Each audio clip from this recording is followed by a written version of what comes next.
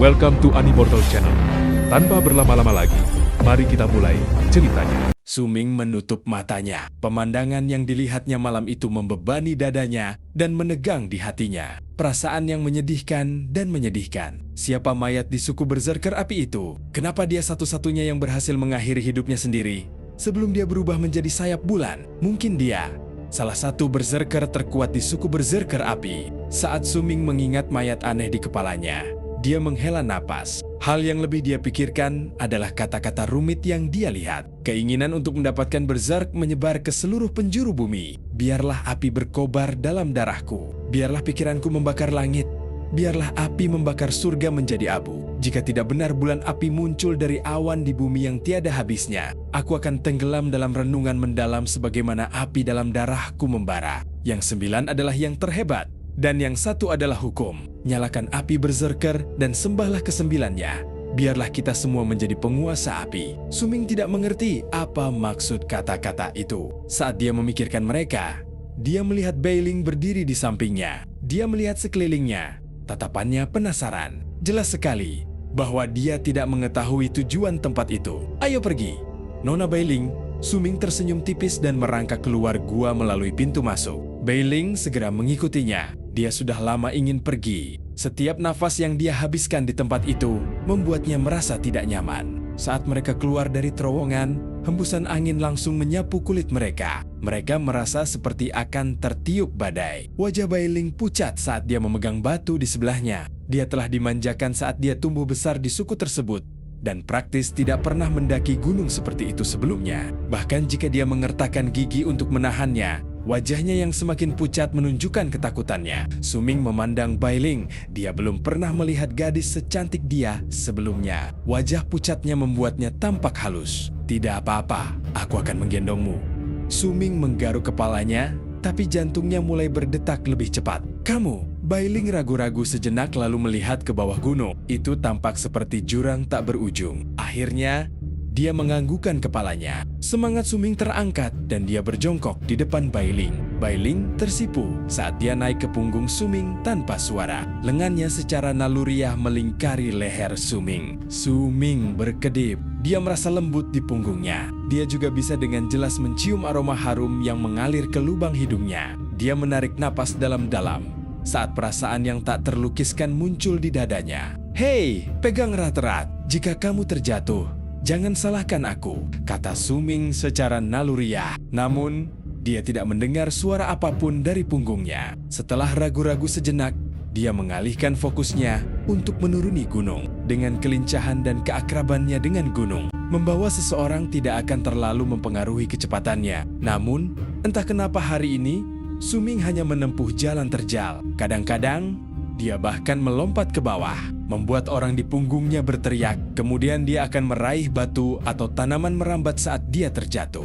Ketika dia merasakan orang lembut di punggungnya memeganginya lebih erat, ekspresi senang muncul di wajah Suming. Waktu yang dibutuhkan untuk turun dari puncak hingga kaki Black Flame Mountain sebenarnya cukup singkat. Namun Suming menghabiskan waktu 2 jam penuh untuk turun. Ketika Bailing turun dari punggungnya, wajahnya memerah seluruhnya dan matanya dipenuhi ketakutan. Suming merasakan sedikit rasa kasihan karena itu telah berakhir. Dia terbatuk di tangannya dan menatap Bailing. Kita sekarang berada di dalam hutan. Salju sangat tebal di sini. Cukup banyak jebakan yang dipasang di sini. Masih ada jarak yang tersisa sebelum kamu bisa mencapai suku naga hitam. Akan berbahaya jika kamu kembali sendirian. Bagaimana kalau begini? Aku akan mengantarmu ke suku naga hitam dulu. Lalu aku akan pulang ke rumah. Suming berbicara perlahan dan memperhatikan ekspresi Bailing. Ketika dia melihat Bailing ragu-ragu, kegembiraan muncul di dadanya dan dia segera berbicara lagi. Tapi jalan pulang ke tempatmu agak sulit untuk dilalui. Dengar, aku tidak keberatan menggendongmu lagi. Dengan begini, kita bisa menghemat waktu dan aku juga bisa pulang lebih cepat. Suming mengerutkan kening dan berbicara begitu dia melihat ke langit. Kalau begitu, Bailing menggigit bibirnya dan pipinya kembali memerah. Dia tahu, dia melakukan semuanya dengan sengaja. Ketika mereka turun dari Black Flame Mountain, jika terus berlanjut, matanya berkilat marah karena rasa malu yang dia rasakan. Hei, aku menyelamatkanmu, tahu? Suming membelalakan matanya. Dia melihat kemarahan di mata Bailing dan merasa sedikit bersalah. Meskipun demikian, Ketika dia ingat bahwa dia telah menyelamatkannya, dia merasa tindakannya dapat dibenarkan. Kamu tidak mau. Baiklah, kamu seorang berserker. Mungkin ada banyak binatang buas dan jebakan di sini, bahkan mungkin beberapa sayap bulan. Tapi, jika kamu berhati-hati, kamu akan baik-baik saja. Baiklah, aku permisi dulu. Suming menguap dan berbalik ke arah sukunya. Namun sebelum dia sempat mengambil beberapa langkah ke depan, dia mendengar suara lembut berbicara dengan cemas. Kalau begitu, terima kasih. Aku tidak tahu jalannya. Tolong kirim aku kembali ke sukuku. Semangat Suming segera terangkat tetapi wajahnya tetap datar. Dia bahkan sedikit mengernyit. Terlihat sangat enggan untuk mengantarnya kembali. Dia melirik Bailing, lalu berjongkok dan berbicara dengan tidak sabar. Cepatlah, kita lihat apakah kita bisa kembali sebelum malam tiba. Jika tidak bisa, kita harus mencari tempat untuk bermalam. Bailing membelalakan matanya dan menatap Suming. Dia mulai memahami orang di depannya. Ketika dia memikirkan kejadian yang terjadi di alun-alun, dia tidak tahu harus berkata apa kepadanya. Lebih penting lagi, dia muncul ketika dia sudah putus asa. Dia tidak akan pernah melupakan tekad dan tekad di matanya. Ketika dia muncul di dalam gua, tersipu, Bailing dengan lembut berjalan ke sisi Suming dan naik ke punggungnya yang lemah sekali lagi. Dia bisa mendengar jantungnya berdetak kencang di dadanya, tetapi dia tidak bisa mengenali emosi yang dia alami saat itu. Suming berlari melewati hutan seperti monyet dengan Bailing di punggungnya. Dia sangat menyukai aroma manis yang dia pancarkan. Saat dia berlari, dia mengubah jalannya dan mengelilingi hutan. Setelah beberapa saat, mata Bailing berbinar dengan ekspresi aneh. Dia mulai melingkarkan lengannya lebih erat di leher Suming. Kami sudah melewati tempat ini 3 kali. Dia berbicara dengan lembut sambil melihat ke arah pohon layu tidak jauh dari lokasi mereka. Apa? Benarkah? Apa aku tersesat? Tunggu. Aku akan memeriksanya. Suming tersendat dalam langkahnya. Dia tampak terkejut dan mengamati sekelilingnya. Sebelum dia menganggukkan kepalanya dengan serius. Kamu benar. Aku belum pernah datang ke tempat ini sebelumnya. Tidak ada sedikit pun rasa canggung di wajahnya saat dia mengubah arah dan mulai berlari sekali lagi. Waktu berlalu dengan lambat. Mereka hanya berhasil menempuh sekitar setengah jarak ke suku Gunung Gelap saat matahari terbenam. Tujuan yang seharusnya mereka tiba saat senja. Namun, Suming membawa Bailing ke suku Gunung Gelap dalam perjalanan pulang. Dia memandang sukunya dari jauh. Ketika dia tidak melihat tanda-tanda kelainan dari dalam sukunya, dia merasa nyaman dan pergi. Saat Bailing melihat langit semakin gelap, ekspresi matanya menjadi semakin aneh. Saat langit menjadi gelap gulita, Suming berhenti di bagian hutan dan menatap Bailing tanpa daya. Sepertinya kita harus bermalam di sini. Hutan berbahaya di malam hari. Kita baru bisa melanjutkan perjalanan besok pagi. Penampilan licik yang dilihat Suming, pertama kali dia bertemu Bailing telah kembali. Dia memperhatikan Suming dengan tenang dan tidak berbicara. Di bawah tatapannya, Suming merasa semakin bersalah. Baiklah kalau begitu, ayo kita bermalam di sini. Beberapa saat kemudian, Bailing tersenyum. Senyumannya sangat indah dan aura liarnya muncul kembali. Suming menyentuh hidungnya dan tersenyum juga. Dia bangkit dan membangun tempat peristirahatan sementara di atas pohon besar. Lalu dia duduk di sana bersama Bailing. Keduanya terdiam, seolah-olah mereka tidak tahu harus berkata apa satu sama lain. Aku masih belum tahu namamu. Setelah beberapa waktu, Bailing memandang Suming. Matanya bahkan lebih cerah di bawah sinar bulan. Aku Suming, aku tahu nama kamu Bailing, kata Suming sambil memandang Bailing dan tersenyum. Kau berbohong padaku di alun-alun kan? Hayeng Piha. Menurutku aneh kalau aku kembali ke suku, kata Bailing sambil mengedipkan mata dan mengernyitkan hidung. Sungguh menggemaskan. Kamu juga bukan tuan muda suku Gunung Kegelapan kan? Bailing melihat sekeliling dengan matanya yang cerah dan berbicara sambil tertawa kecil. Suming menggaruk kepalanya, tidak tahu harus berkata apa. Saat itu, salju mulai turun dari langit. Seluruh langit dihiasi serpihan salju putih. Oh, sedang turun salju. Suming mengganti topik pembicaraan dengan segera mengangkat kepalanya dan memandangi salju. Bailing tersenyum melalui matanya. Dia tidak melanjutkan topiknya dan memilih untuk melihat ke langit juga. Dia melihat salju. Beberapa di antaranya jatuh menimpa wajahnya. Rasanya sejuk dan nyaman. Salju semakin lebat dan kedua individu di dalam hutan tampak terpesona oleh keindahannya. Mereka diam. Suming, terima kasih. Langit sudah gelap sejak awal. Namun saat cahaya bulan terpantul dari permukaan salju, sekeliling mereka tampak diterangi oleh cahaya keperakan. Dengan demikian, Hutan tidak segelap sebelumnya. Terima kasih telah menyelamatkanku. Bisakah kamu ceritakan tentang dirimu? Mengapa kamu ada di sana? Bailing memandang Suming dan berbicara dengan lembut. Itu adalah tempat yang aku temukan secara tidak sengaja, dan aku menggunakannya sebagai tempat berteduh untuk menghindari hawa dingin. Aku hanya tidak menyangka akan melihat sayap bulan kemarin. Suming tidak berbicara tentang penggunaan tempat itu untuk memadamkan tanaman herbal. Sebaliknya, dia menceritakan kisah yang berbeda padanya. Waktu berlalu dengan lambat. Di malam bersalju, Suming dan Bailing lebih banyak berbicara satu sama lain dan lambat laun saling mengenal. Suara mereka terbawa oleh angin yang bertiup di musim dingin. Yang lebih tua dari suku naga hitam adalah nenekku. Ayah dan ibuku sudah lama meninggalkan suku naga hitam. Aku mendengar dari nenekku bahwa mereka pergi ke suku yang lebih besar dari aliran angin. Mereka sudah lama tidak kembali. Bailing memeluk dirinya sendiri dan berbicara tentang masa lalunya dengan nada rendah di bawah salju. Aku bahkan tidak tahu siapa ayah dan ibuku. Aku dibawa kembali ke suku oleh tetua. Suming bergumam. Jadi begitu. Itu sebabnya. Aku pikir kamu terlihat jauh lebih lemah dibandingkan yang lain. Kamu bahkan tidak setinggi aku. Kakakmu pasti telah menganiaya kamu.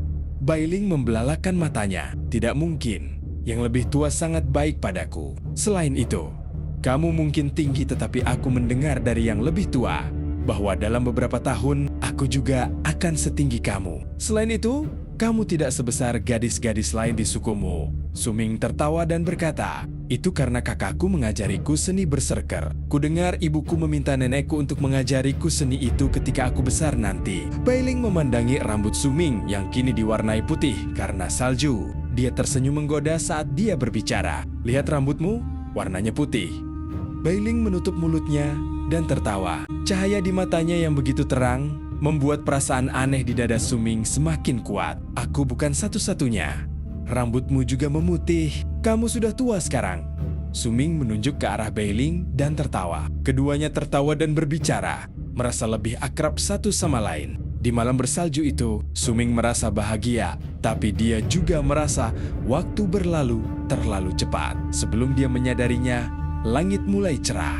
Itu bukan karena salju, tapi karena matahari telah terbit. Malam telah usai. Saat matahari bersinar dan menyinari langit, salju masih turun. Suming dan Bailing turun dari pohon. Setelah mereka membersihkan diri, mereka saling tersenyum. Suming tidak mengatakan apa-apa tapi malah berjongkok. Mata Bailing berbinar sebentar dan dia naik sekali lagi ke punggungnya yang lemah. Perasaan hangat bersemi di dadanya. Kali ini, perasaan aneh itu menjadi semakin jelas saat dia semakin dekat dengan suku naga hitam. Dia tidak mau berpisah dengan Bailing.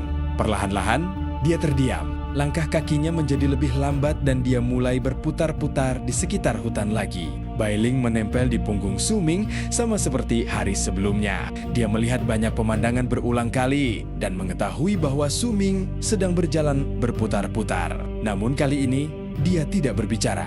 Dia meletakkan kepalanya di punggung Suming, mendengarkan detak jantungnya. Namun demikian, semuanya pada akhirnya harus berakhir. Matahari telah terbit ke titik tertinggi di langit dan mulai terbenam kembali. Garis besar suku naga hitam muncul di garis pandang Suming meskipun salju turun dari langit. Saat melihat suku tersebut, Suming meletakkan Bailing di tanah dengan senyuman di wajahnya. Kamu di rumah.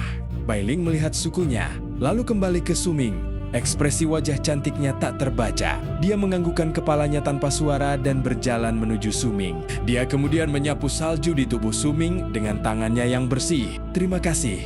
Kuharap kau segera kembali ke sukumu. Bailing membuka mulutnya lagi seolah hendak mengatakan sesuatu. Namun pada akhirnya, dia hanya terdiam. Dia tersenyum indah dan berjalan kembali ke sukunya. Suming berdiri di sana menyaksikan Bailing perlahan menghilang dari pandangannya. Saat dia melihat sosok mungil yang sesekali berbalik ke arahnya untuk melambai, pikirannya menjadi kosong. Saat jarak di antara mereka semakin besar, salju yang turun menjadi penghalang tak terlihat. Itu menghalangi pandangannya dan menutupi sosok orang yang berjalan pergi. Itu mirip dengan berjalan melewati dataran es. Jika dia tidak kembali, dia tidak akan melihat es mencair. Itu seperti sebuah kenangan. Jika dia tidak mengingatnya, dia tidak akan bisa mengingat suara orang yang mendesah dalam ingatan itu. Setelah sekian lama, Suming menggelengkan kepalanya. Dia melihat sekali lagi ke suku naga hitam dan berbalik. Salju telah menjadi temannya ketika dia datang, dan salju masih menjadi temannya ketika dia pergi. Salju turun di tubuh dan rambutnya, tetapi Suming mengira dia melewatkan sesuatu. Apakah aku menyukainya? Suming berlari di hutan menuju suku Gunung Gelap. Ada kerutan di antara alisnya saat dia berlari. Di kepalanya, dia hanya melihat Bailing. Ini berbeda dari perasaanku terhadap Chunshin. Suming menarik napas dalam-dalam dan menggelengkan kepalanya kuat-kuat. Ia ingin menghilangkan perasaan aneh dan asing di dadanya. Begitu dia tenang, dia berlari lebih cepat. Saat langit menjadi gelap, bintang-bintang bersinar mengelilingi bulan, dan salju masih berjatuhan tanpa henti dari langit. Suming akhirnya kembali ke rumahnya, suku Gunung Gelap. Dia mencuri pandang ke suku itu dari jauh kemarin, dan secara kasar bisa mengatakan bahwa suku itu tidak terluka. Sekarang setelah dia kembali, dia melihat anggota sukunya berjaga malam di luar gerbang kayu raksasa. Permukiman suku sangat sepi. Api unggun di alun-alun masih menyala seperti biasa dan mengeluarkan suara berderak. Suming masuk dan melihat sekeliling. Dia kemudian tiba di luar rumah orang tua itu. Masih ada cahaya dari rumah tetua, pertanda jelas bahwa dia belum istirahat. Suming, kan? Masuklah.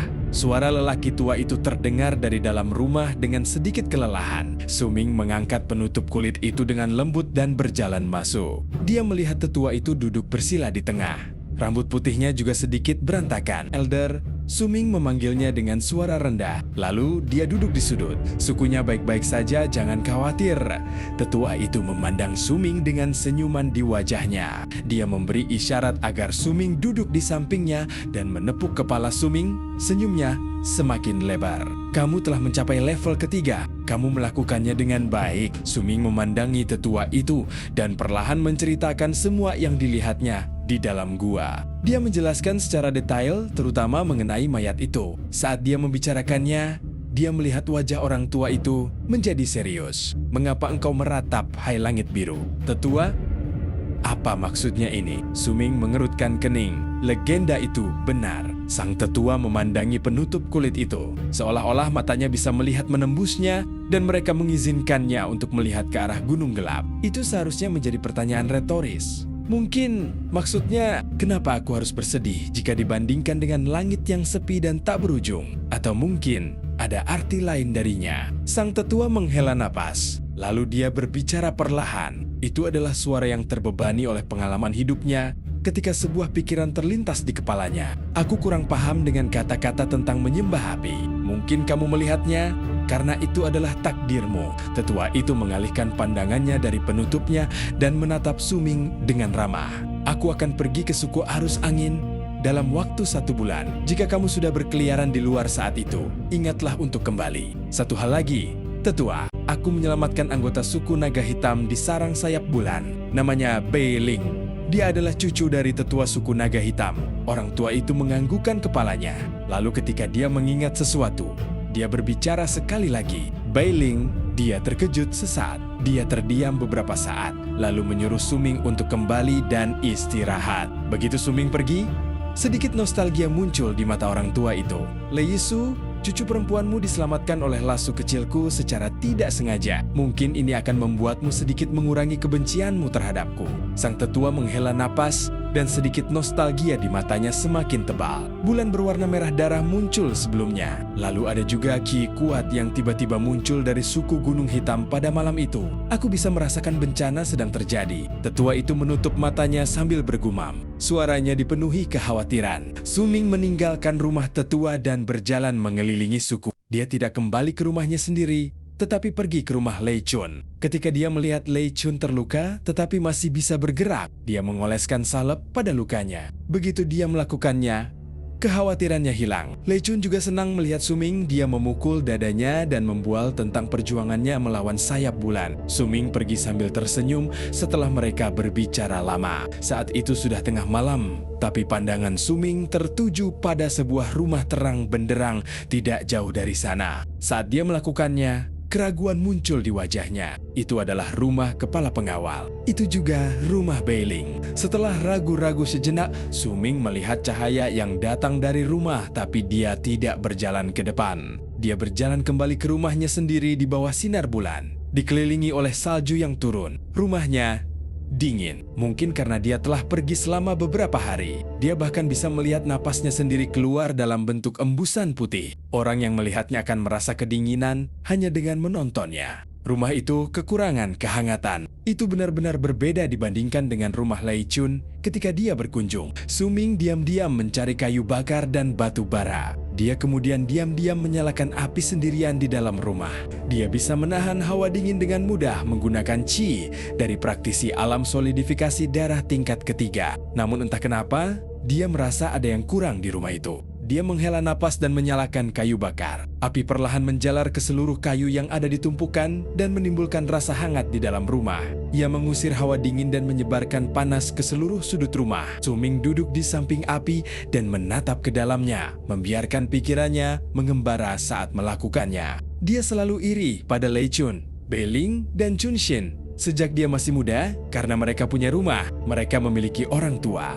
Tidak peduli seberapa baik tetua itu merawat Suming, dia tetaplah tetua suku. Sebagian besar waktunya dihabiskan untuk melindungi dan membantu anggota suku. Sejak kecil, Suming sudah belajar mandiri. Dia belajar bagaimana hidup sendiri, dan yang terpenting, dia belajar bagaimana menyendiri. Di luar, sedang turun salju lebat. Angin juga mengerang saat bertiup melewati suku tersebut. Mereka menyebabkan penutup kulit di pintu bergetar, menimbulkan suara berderak. Kadang-kadang, angin keluar melalui pintu dan masuk ke dalam rumah, menyebabkan api berkobar dengan hebat. Suming duduk di dekat api sambil memeluk lututnya saat cahaya dari api menyinari dirinya. Dia melihat ke dalam api dan setelah beberapa saat, dia menghela napas. Yang lebih tua bilang, "Aku diadopsi." Lalu apakah ibu dan ayahku masih ada? Mata Suming dipenuhi kesepian. Dia telah mengubur pemikiran ini dalam-dalam selama bertahun-tahun. Karena dia tidak ingin siapapun melihat bahwa dia kesepian.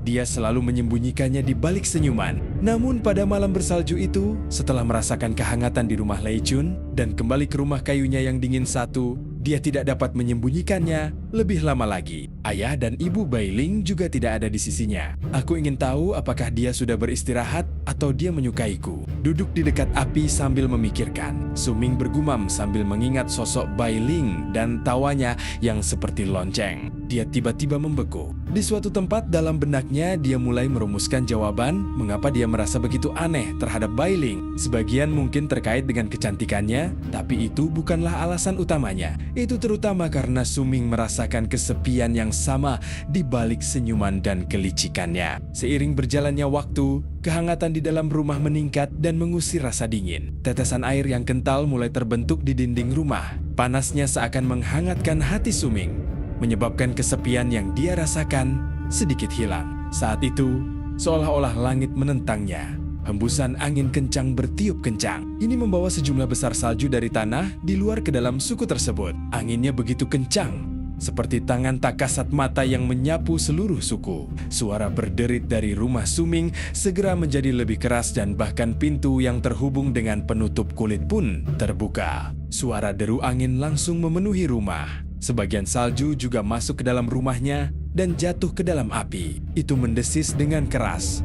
Sebelum mati dengan cepat, Suming mengangkat kepalanya dan melihat ke pintu yang bergetar tertiup angin. Kemudian dia memandangi rumahnya yang begitu mudah diserbu hawa dingin hingga akhirnya mulai menghangat. Dia berdiri diam dan meninggalkan rumahnya. Dia kemudian berdiri di tengah badai salju dan menatap ke langit. Garis samar bulan terlihat di langit yang sedang dilanda badai salju. Saat dia melihat ke bulan, Suming memikirkan sayap bulan dan mayat yang dia lihat di reruntuhan suku berserker api. Yang terpenting, dia memikirkan kata-kata yang ditinggalkan oleh mayat itu. Keinginan untuk mendapatkan berserk menyebar ke seluruh penjuru bumi. Biarkan api berkobar dalam darahku.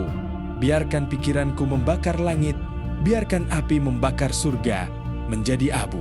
Jika tidak benar, bulan api muncul dari awan di bumi yang tak berujung. Aku akan tenggelam dalam pemikiran yang mendalam saat api dalam darahku terbakar. Yang 9 adalah yang terhebat dari semuanya.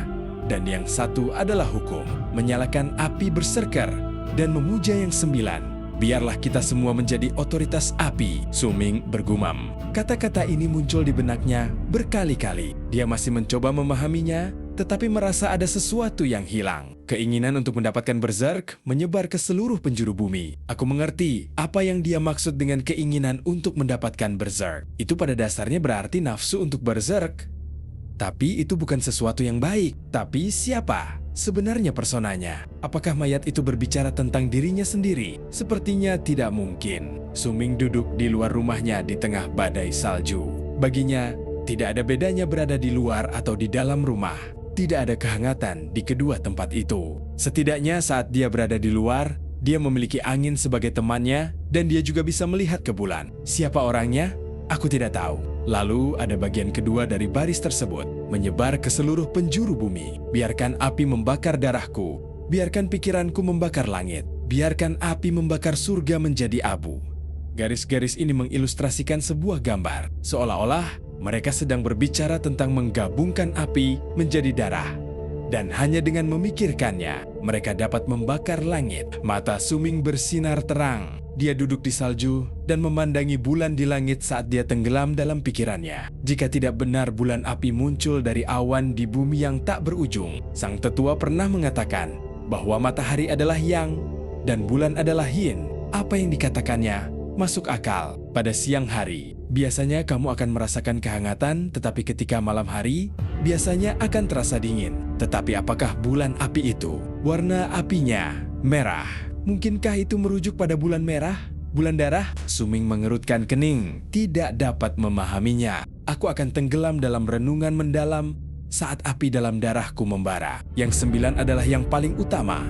Dan yang 1 adalah hukum. Nyalakan api berserker dan sembahlah ke-9-nya.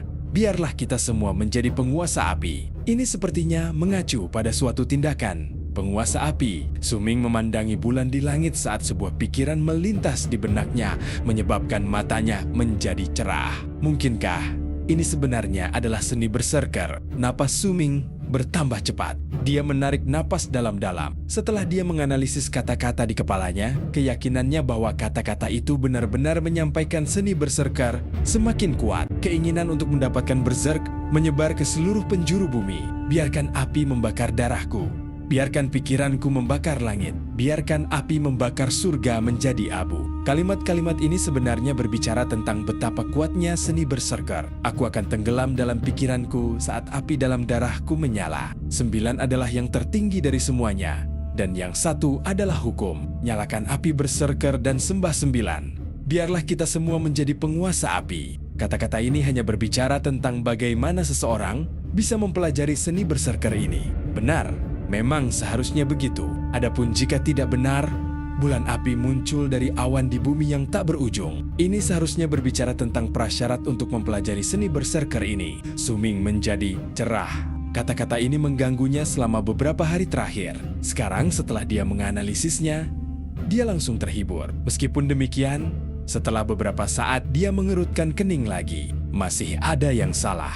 Prasyarat untuk mempelajari seni berserker ini adalah bulan api. Tetapi sekarang tidak. Haruskah aku menunggu beberapa tahun lagi hingga bulan merah darah muncul lagi sebelum aku dapat mempelajarinya? Suming terdiam hingga bulan di langit tergantikan dengan cahaya matahari. Bahkan ketika pagi telah tiba, Suming masih belum tahu bagaimana cara mempelajari seni berserker. Sambil menghela napas, Suming berdiri dan menggerakkan tubuhnya. Saat anggota suku keluar dari rumah mereka dan mulai menyibukkan diri dengan hari kerja yang baru, Suming keluar dari pemukiman. Persyaratan untuk mencapai alam solidifikasi darah tingkat keempat adalah 25 pembuluh darah. Aku hanya memiliki 11 pembuluh darah sekarang. Jadi, aku harus segera berlatih. Aku masih perlu menciptakan roh gunung itu juga. Aku ingin tahu apa dampaknya. Aku harap ini berguna untuk pelatihan aku. Suming berlari menuju hutan. Kecepatannya meningkat sekali lagi sejak dia mencapai alam solidifikasi darah tingkat ketiga. Dia tiba di Black Flame Mountain pada siang hari dan naik menuju gua. Di tengah perjalanan mendaki gunung, senyuman muncul di wajahnya. Dia mendengar suara Xiao Hong. Dia mengangkat kepalanya dan melihat siluet merah tergeletak di samping pintu masuk gua. Di cakarnya ada buah liar yang dimakannya dengan kecepatan kilat. Saat ia makan, matanya terus berkeliling. Saat Suming melihat monyet itu, Ia juga melihat Suming, matanya berbinar dan ia berlari ke arah Suming sambil membuang buah yang setengah dimakannya. Ia bahkan naik ke punggung Suming dan mengeluarkan beberapa teriakan kegembiraan. Senyuman gembira muncul di wajah Suming dan dia terus mendaki. Tidak lama kemudian, dia sampai di luar gua. Dia menghirup udara pegunungan dalam-dalam sebelum naik ke gua bersama monyet kecil itu. Waktu berlalu dengan damai. Suming sekali lagi kembali ke kehidupan sehari-harinya dalam memadamkan tumbuhan dan berlatih. Pada malam hari, dia juga melihat bulan di langit dan memikirkan arti sebenarnya dari bulan api. Dia bahkan berusaha membuat beberapa lubang kecil di dinding gua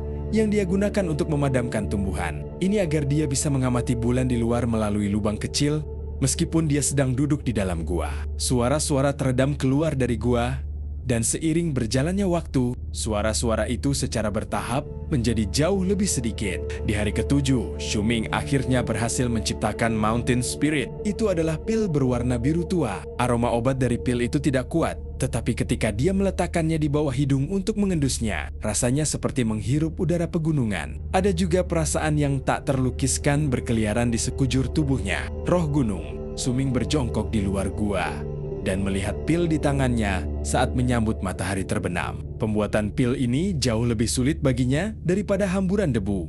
Peluang kegagalan sangat tinggi. Dia sudah menggunakan setengah dari Cloud Grace Gross yang dia beli kembali, tetapi hanya berhasil membuat 2 di antaranya. Karena kesulitan dalam menciptakannya, Suming bahkan enggan menggunakan salah satunya untuk percobaan. Seharusnya tidak beracun, Suming mengendus aroma obat yang berasal dari pil. Dia membutuhkan waktu lama untuk mengamatinya, mencoba memutuskan apa dampaknya berdasarkan pengalamannya. Lambat laun, langit menjadi gelap. Saat hari menjadi gelap gulita, mata Suming menjadi tegas. Dia memasukkan pil itu ke dalam mulutnya. Pilnya berbeda dengan hamburan debu. Itu tidak meleleh saat dia menaruhnya di lidahnya. Suming mengerutkan kening. Dia mengunyahnya beberapa kali sebelum pilnya dihancurkan. Lalu, dia menelannya. Meski begitu, dia tidak merasakan apapun setelah menunggu beberapa saat. Suming menyentuh perutnya dan menunggu lebih lama. Dia bahkan kembali ke dalam gua untuk mengaktifkan dan mengedarkan darah di pembuluh darahnya. Meski begitu, semuanya sama seperti sebelumnya. Tidak ada perbedaan. Itu aneh. Suming tenggelam dalam pemikiran yang mendalam. Setelah beberapa saat, matanya menjadi cerah dan dia mengambil botol kecil berisi debu hamburan dari dadanya dan menelan salah satu pilnya. Debu hamburan segera meleleh di mulutnya dan sedikit panas menyebar ke seluruh tubuhnya. Namun pada saat itu, semburan panas yang menakjubkan tiba-tiba muncul dari tubuhnya. Gelombang panas datang begitu tiba-tiba, seolah-olah panas selalu ada di dalam tubuh Suming dan hanya diaktifkan karena debu yang berhamburan. Suming bergidik. Dia merasa seolah seluruh tubuhnya akan terbakar. Itu bahkan membuatnya teringat pada pria dari suku Black Mountain yang meninggal karena darahnya yang berhamburan. Suming tidak panik. Sebaliknya, dia tetap tenang. Meskipun dia merasa seperti terbakar. Dalam keadaan tenang, dia menemukan perbedaannya secara perlahan. Sensasi terbakar itu bukan berasal dari darahnya. Faktanya, darah di tubuhnya mengalir dan beredar ke seluruh tubuhnya dengan kecepatan yang menakutkan. Fakta bahwa Suming merasa seperti terbakar adalah karena darahnya beredar terlalu cepat. Dia bahkan bisa merasakan detak jantungnya meningkat dengan kecepatan yang menjengkelkan. Rasanya seperti meledak obat yang ampuh. Wajah Suming memerah, tapi tetap saja dia tidak pernah kehilangan ketenangannya sedikit pun. Saat dia bergumam pada dirinya sendiri, dia menutup matanya. Dia segera tenggelam dalam perasaan darah dan qi yang beredar di tubuhnya. Keringat menutupi tubuhnya. 11 pembuluh darah juga muncul secara bersamaan dan mengeluarkan cahaya yang menusuk. Lampu merah menerangi seluruh gua. Itu tampak seperti neraka yang diwarnai dengan warna darah.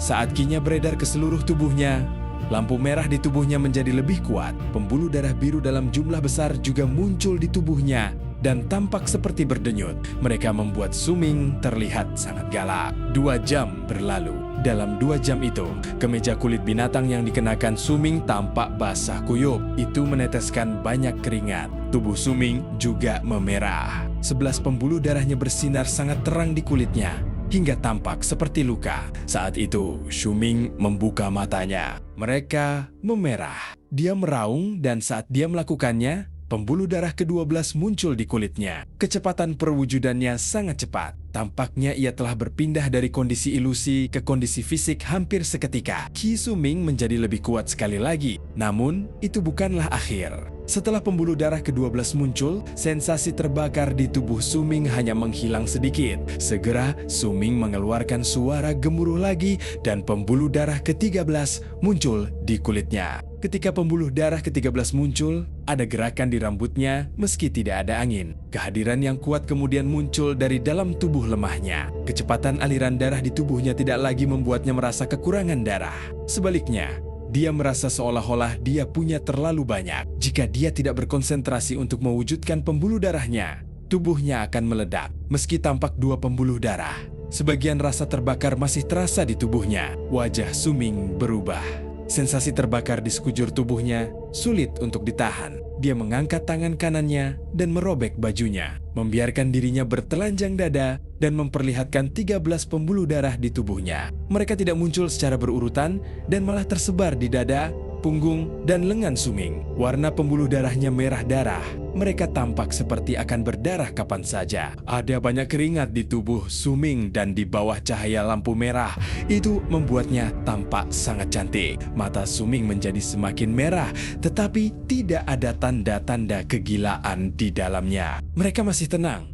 Itu semua berada dalam kendalinya. Saat merasakan Qi di dalam tubuhnya, Suming tidak ragu-ragu dan mengaktifkan darah di nadinya berulang kali. Sesuai dengan warisannya dari patung dewa Berserk, itu menghaluskan dan mengentalkan kekentalan darah di pembuluh darahnya. 1 jam lagi berlalu. Ketika Suming mengangkat kepalanya dan berteriak ke langit, pembuluh darah ke-14 muncul samar-samar di tubuhnya. Hai! Teriakan bergema tanpa henti di dalam gua. Kedengarannya seperti banyak orang yang mengaum secara bersamaan. Keluarlah pembuluh darah ke-14. Tubuh Suming bergetar ketika kehadiran kuat di dalam tubuhnya menjadi lebih kuat. Dilihat dari kecepatan manifestasi pembuluh darah ke-14, itu seharusnya segera muncul dalam bentuk lengkap di tubuhnya. Namun, bahkan setelah 15 menit berlalu, pembuluh darah ke-14 terus berjuang seolah-olah ada sesuatu yang hilang. Suming bisa merasakan Qi-nya melambat di dalam tubuhnya. Panas di tubuhnya hampir hilang seluruhnya.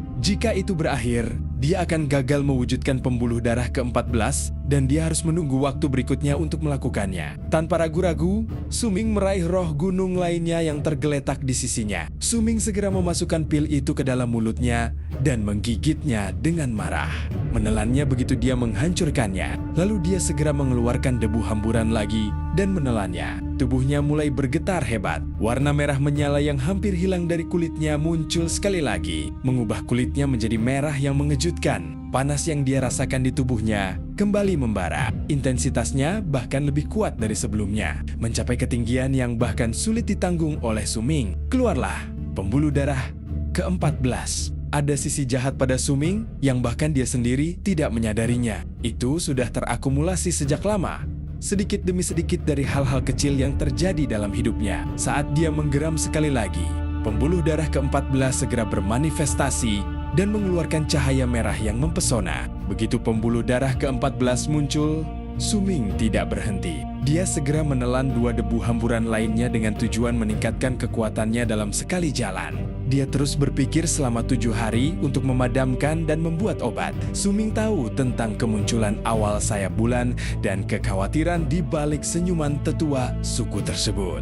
Dia mungkin tidak membicarakannya, tetapi di sudut pikirannya, dia tahu bahwa bencana akan segera menimpa suku tersebut. Begitu dia memikirkan tentang tetua suku Gunung Kegelapan yang mencapai terobosan dalam pelatihannya, tetua tersebut menyebutkan ada pengkhianat di dalam suku tersebut dan semua pembicaraan tentang bahaya. Suming menjadi sangat khawatir. Dia ingin membantu tetua dan sukunya, tetapi dengan kekuatannya saat ini, jelas itu tidak cukup. Dia ingin menjadi lebih kuat. Dia ingin menjadi kuat. Setelah pembuluh darah ke-14 muncul, Suming sekali lagi mengaktifkan dan mengedarkan Qi di tubuhnya. Pembuluh darah ke-15 hampir seperti dipaksa keluar dari tubuhnya oleh aliran darah yang tidak masuk akal di tubuhnya. Setelah beberapa lama, Suming gemetar kesakitan, tapi dia tidak berhenti. Saat darah beredar di tubuhnya, Dia berteriak dan pembuluh darah ke-15 muncul. 15 pembuluh darah tersebut menyerupai 15 bekas luka di bagian atas tubuhnya yang telanjang. Saat mereka bersinar dalam lampu merah, Su Ming tampak lebih kuat. Namun, Su Ming tidak puas hanya dengan 15 pembuluh darah. Dia terus mengedarkan darah di nadinya seiring berjalannya waktu. Pembuluh darah ke-16 muncul secara tiba-tiba. Saat itu, sebagian besar panas di tubuhnya telah hilang. Sepertinya ini akan segera berakhir. Kilatan dingin muncul di mata Su Ming. Tanpa suara, dia mengangkat tangan kanannya dan menghantamkannya ke dada. Dengan pukulan itu, kekuatan yang kuat menjalar ke tubuhnya dan menstimulasi jantungnya yang berdetak kencang. Muncul pembuluh darah ke-17. Karena keterkejutannya, jantungnya memompa lebih banyak darah yang mengalir ke seluruh tubuhnya dengan cepat sekali lagi. Kemudian di dadanya, vena ke-17 muncul. Begitu pembuluh darah ke-17 muncul, sensasi terbakar di tubuh Su Ming menghilang. Tidak ada lagi rasa panas dan intensitas di tubuhnya. Seluruh tubuhnya terasa terkuras. Su Ming tahu itu adalah efek sampingnya setelah efek obatnya hilang. Di saat yang sama, ada rasa sakit ringan yang menyengat di tubuhnya. Itu berarti tubuhnya terluka saat latihan paksa tadi. Aku seorang praktisi cara berset. Rasa sakit dan cedera seperti ini bukanlah apa-apa. Su Ming bergumam. Dia bisa merasakan kekuatan di tubuhnya meningkat setidaknya 1 kali lipat. Ekspresi resolusi muncul di matanya. Dia tidak bangun. Sebaliknya, dia mengeluarkan ramuan dari baju kulit binatangnya yang robek. Itu adalah batu langit. Ini adalah ramuan terkuat yang dia miliki selain pil. Selain porsi yang dia berikan kepada Lei Chun, dia tidak akan menggunakannya dengan mudah. Meski begitu, dia membawa mereka keluar dengan tekad yang tak tergoyahkan. Dia ingin meningkatkan kekuatannya sebanyak mungkin dalam sekali jalan. Saat Su Ming mengambil ramuan itu di tangannya, dia meninggalkan 1 daun untuk digunakan nanti dan menelan sisanya. Dia juga mengkonsumsi debu hamburan untuk meningkatkan efek ramuannya. Sensasi sejuk segera muncul di dalam tubuhnya. Sisa panasnya langsung menyatu dengan dinginnya. Rasa dingin mulai terbentuk di tubuh Su Ming, menyebabkan warna merah pada 17 pembuluh darah menjadi semakin khas. Tubuh Su Ming mulai membiru karena kedinginan, tetapi darahnya sekali lagi beredar di tubuhnya dengan cepat. 2 jam berlalu dan 4 jam berlalu. Saat langit mulai memutih cerah, Xiao Hong kembali dari bermain di luar. Su Ming masih duduk bersila tanpa bergerak. Xiao Hong tahu Su Ming sedang berlatih. Ia berbaring di sisinya dan memandangnya sejenak. Kemudian ia menguap dan tertidur. Pagi menjadi siang, lalu siang menjadi senja. Segera, langit kembali gelap. Hanya cahaya bulan yang jatuh di atas salju yang tersebar ke seluruh daratan. Tidak lagi hanya 17 pembuluh darah di tubuh Su Ming, tapi 19. 2 pembuluh darah tambahan muncul di lengannya dan bersinar merah. Tengah malam tiba. Lampu merah yang dipancarkan tubuh Su Ming menerangi seluruh gua. Dia perlahan membuka matanya dan menghela napas dengan gemetar. Matanya dipenuhi kilatan yang mengancam. Saat dia melihat Xiao Hong mendengkur ringan di sampingnya dan sesekali meraih bulunya sendiri, dia tersenyum. Dia mengalihkan pandangannya dari tubuh Xiao Hong dan melihat ke lubang-lubang kecil yang menghiasi dinding gua. Dari posisinya, dia bisa melihat cuaca dan bulan di luar. Su Ming perlahan menutup matanya dan hendak mengaktifkan qi di dalam tubuhnya dan menyembuhkan luka yang dideritanya selama latihan. Saat dia hendak menutup matanya, Su Ming tiba-tiba membukanya. Dia bisa merasakan sesuatu yang berbeda pada bulan ketika dia melihatnya dari beberapa lubang kecil sebelumnya. Saat dia melihatnya lagi, dia melebarkan matanya. Ada sedikit warna merah pada bulan di langit. Su Ming tercengang ketika dia melihat ke bulan sekali lagi. Tanda merah telah menghilang seolah itu hanya ilusi. Mata Su Ming berubah muram. Dia tidak percaya bahwa itu hanya ilusi. Dia terdiam sambil menatap bulan sekali lagi dari lubang kecil di dinding. Waktu berlalu dengan lambat. Sementara Su Ming melihat ke bulan, dia tidak mengedarkan qi ke seluruh tubuhnya. Dengan demikian, lampu merah menghilang dengan cepat dari gua dan semuanya kembali normal. Setelah beberapa saat, Su Ming mengerutkan kening. Mungkinkah itu sebuah kesalahan? Su Ming menghela napas. Dia baru saja akan menutup matanya dan melupakan bulan ketika sebuah pikiran terlintas di kepalanya. Dia mengerutkan kening. Itu tidak benar. Di suatu tempat dalam pikirannya, dia terjebak dalam rangkaian pemikiran. Tetapi pikiran itu melintas di kepalanya seolah-olah akan menghilang kapan saja. Sangat sulit baginya untuk mengumpulkannya. Bulan merah. Bulan merah. Merah. Suming bergumam dan menundukkan kepalanya untuk melihat tubuh ini. Dia teringat saat dia melihat bulan merah, saat obatnya baru saja habis. Darahnya beredar ke seluruh tubuhnya sesuai keinginannya. Dan ada lampu merah yang menerangi gua. Matanya berangsur-angsur menjadi cerah saat dia memikirkannya. Pikiran kacau di kepalanya perlahan menjadi jelas. Setelah beberapa saat, Suming langsung membuka matanya saat dia mengaktifkan dan mengedarkan darah di tubuhnya. 19 pembuluh darah muncul di tubuhnya sekaligus dan mengeluarkan cahaya merah yang menusuk. Tidak hanya tubuhnya yang diselimuti cahaya merah, gua tersebut juga diwarnai dengan cahaya merah. Suming memusatkan pandangannya ke bulan dari beberapa lubang kecil. Di bawah sorotan lampu merah, dia menarik napas dalam-dalam saat pandangan pemahaman muncul di matanya. Mereka menjadi semakin serius pada saat bersamaan. Pada saat itu juga, bulan tampak merah. Bulannya sendiri tidak berwarna merah. Tetapi karena gua itu diselimuti warna merah, Suming sedang memandangi bulan di bawah lampu merah. Masuk akal baginya untuk berpikir bahwa bulan telah berubah menjadi merah. Keinginan untuk mendapatkan berserk menyebar ke seluruh penjuru bumi. Biarkan api berkobar dalam darahku. Biarkan pikiranku membakar langit. Biarkan api membakar surga menjadi abu. Jika tidak benar, bulan api muncul dari awan di bumi yang tak berujung. Aku akan tenggelam dalam pemikiran yang mendalam saat api dalam darahku terbakar. Yang 9 adalah yang terhebat dari semuanya. Dan yang 1 adalah hukum. Menyalakan api berserker dan memuja yang 9. Biarlah kita semua menjadi otoritas api. Suming memandangi bulan merah dan bergumam, aku akan tenggelam dalam renungan yang dalam. Aku akan tenggelam dalam renungan yang dalam. Arti dari kalimat ini seharusnya, bulan api hanya akan muncul jika kamu memikirkannya dengan tenang dan membayangkannya. Tapi, apa yang aku bayangkan? Seperti api dalam darahku yang menyala. Yang 9 adalah yang tertinggi. Dan yang 1 adalah hukum. Nyalakan api berserker dan sembahlah yang 9. Biarlah kita semua menjadi penguasa api. Tidak. Kalimat-kalimat ini tidak ada hubungannya dengan imajinasi. Seharusnya itu terkait dengan suatu tindakan. Suming mengerutkan kening. Hingga saat itu, ia masih mengontrol peredaran darah di tubuhnya. Itu menyebabkan cahaya merah menjadi lebih tebal. Warna merah bulan menjadi lebih jelas di matanya. Mata Suming tiba-tiba berbinar saat sebuah pikiran muncul di benaknya seperti guntur yang menderu-deru di langit. Mungkinkah aku harus mengucapkan kalimat ini? Jika tidak benar bulan api muncul dari awan di bumi yang tak berujung, aku akan tenggelam dalam renungan yang mendalam. Kalau begitu, artinya berbeda. Bukan berarti aku hanya boleh membayangkan saat bulan api muncul, tetapi aku harus membayangkan bulan api muncul. Suming gemetar. Dia merasa baru saja menangkap sesuatu yang penting. Dia menarik napas dalam-dalam dan mulai memikirkan tentang bulan yang memerah di langit dengan tenang di dalam hatinya. Gambaran itu terus terulang seiring berjalannya waktu. Ia bahkan lupa mengatur peredaran darah di tubuhnya setelah seluruh perhatiannya tertuju pada membayangkan bulan memerah. Dia juga tidak menyadari cahaya merah darah di dalam gua telah memudar dan gua telah kembali ke warna normalnya. Dia mengangkat kepalanya dan melihat ke bulan dari banyak lubang di dinding. Gambaran di kepalanya diproyeksikan ke bulan. Bulan merah, bulan terbakar, gumam Suming.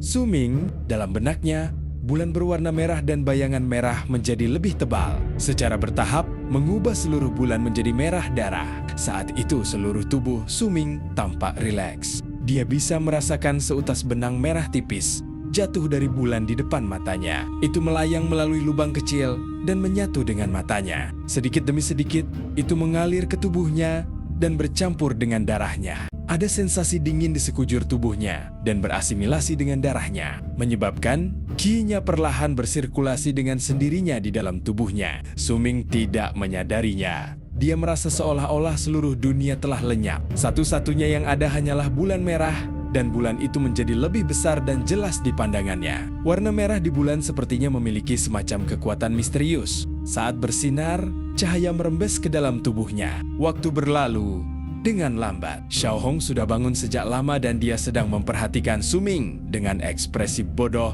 tidak jauh dari situ. Ada tatapan bingung di matanya. Ia juga melihat bulan di luar dari lubang-lubang kecil, tetapi bulan tampak sama seperti biasanya. Ia menggaruk kepalanya dan tidak mengerti mengapa Suming sedang melamun. Tidak ada yang memperhatikan bahwa pada saat itu, di tengah 5 puncak di gunung gelap, perubahan misterius juga terjadi di mana semua sayap bulan sedang tertidur. Terutama di bagian yang lebih dalam dari Black Flame Mountain. Di pohon merah raksasa, di dalam cekungan yang tertutup magma, banyak makhluk seperti garis mengambang di sana-sini. Terkadang, wajah sayap bulan akan terlihat. Tidak ada ekspresi kekejaman atau kesedihan di wajah mereka. Sebaliknya, ada ekspresi obsesi dan kegembiraan di wajah mereka. Tidak ada yang tahu apa yang membuat mereka bersemangat, tetapi menilai dari kecepatan gerakan mereka, mereka sangat bersemangat. Seolah-olah mereka sedang berjuang untuk terbang keluar dari pohon, tetapi dicegah oleh suatu kekuatan yang tidak diketahui. Sepertinya mereka juga merasakan sesuatu, seolah-olah mereka dipanggil atau mereka memuja sesuatu. Atau mungkin mereka merasakan kekuatan berserker yang telah hilang sejak zaman kuno. Di dalam suku berserker api yang ada pada zaman kuno, mayat yang tergeletak di perbatasannya sepertinya tidak berubah. Meskipun direndam dalam magma yang berapi-api, namun dinding yang ditunjuk jarinya kosong. Kata-kata yang dibaca Suming terakhir kali telah hilang. Tidak ada apapun di sana kecuali kata-katanya tidak dihapus oleh siapapun. Seolah-olah mereka tidak pernah ada. Meski jenazahnya hanya seonggok tulang, raut ejekan dan sikap acuh tak acuh di wajahnya semakin terlihat jelas. Mungkin dia tidak mengejek apa yang terjadi selama kematiannya, tetapi apa yang terjadi setelahnya. Saat itu malam hari, saat bulan menunjukkan tanda-tanda akan pergi dan sinar matahari pertama muncul, seseorang yang seluruhnya berpakaian hitam berjalan ke bagian yang lebih dalam dari gunung gelap. Itu adalah orang yang sama yang muncul di suku Black Mountain pada malam bulan merah darah. Dia berjalan sangat lambat. Dengan setiap langkah yang diambilnya, tubuhnya tampak seperti penampakan. Dia akan berjalan melewati banyak pohon kering di hutan. Tidak ada di sini juga, di mana saja.